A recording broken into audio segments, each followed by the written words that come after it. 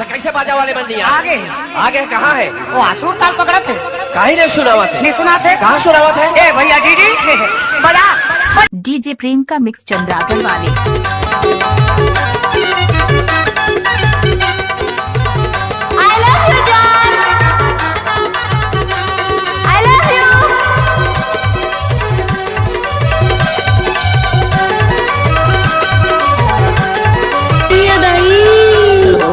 और मोर हो गए जाती डीजे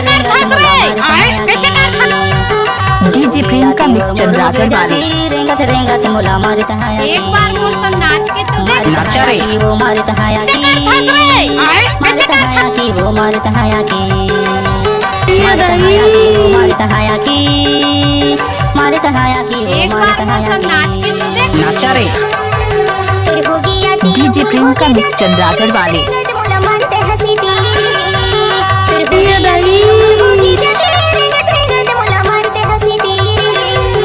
एक बार मोर संग नाच के तो देख। नाचा रे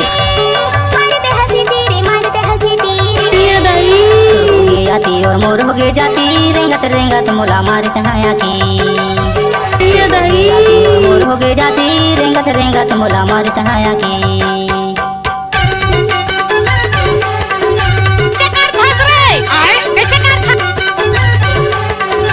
डीजे प्रेम का मिक्स चंद्राकर वाले।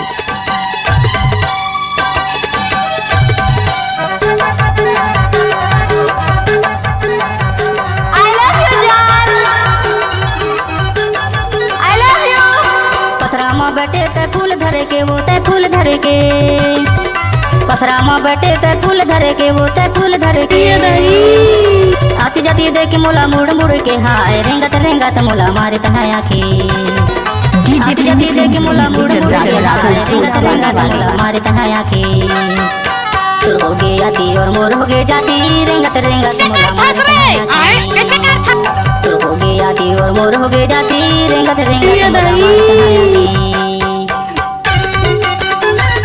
एक बार मोर संग नाच के तो देख। नाचा रे डीजे प्रेम का मिक्स चंद्राकर वाले।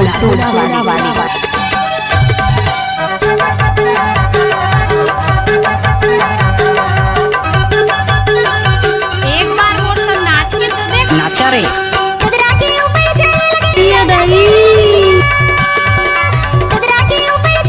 डीजे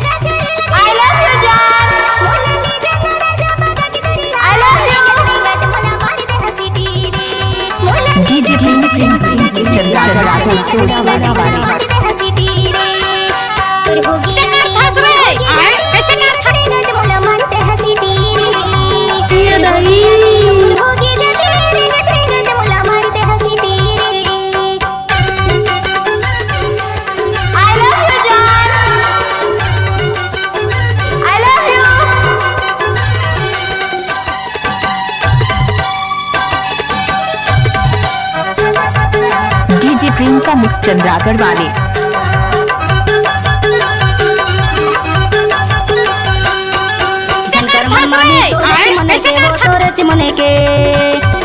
शंकर मनमानी तोरे चमने के वो तोरे चमने के एक बार मोर बड़ संग के नाच के बेटी तो में देख। नाचा रे हाय रेंगत रेंगत मोला मारे तहाया की डीजे प्रेम का मिक्स चंद्राकर वाले। के हाय रेंगत रेंगत मोला मारे तहाया की तुर हो गई आती एक मोर बार हो गई मोर संग जाती नाच के रेंगत तो देख। रेंगत नाचा रे। मोला मारे तहाया की तुर हो गई आती और मोर हो गई जाती रेंगत रेंगत मोला मारे तहाया की वो मारे तहाया की मारे तहाया की वो मारे तहाया की मारे तहाया की वो मारे तहाया की मारे तहाया की वो मारे तहाया की डीजे प्रेम का मिक्स चंद्राकर वाले। मोर हो गए जाती रेंगत रेंगत मोला मारे तहाया की तुर हो गई आती और मोर हो गए जाती रेंगत रेंगत मोला मारे तहाया की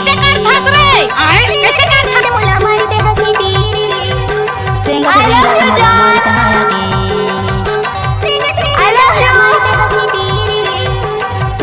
डीजे प्रेम का मिक्स चंद्राकर वाले।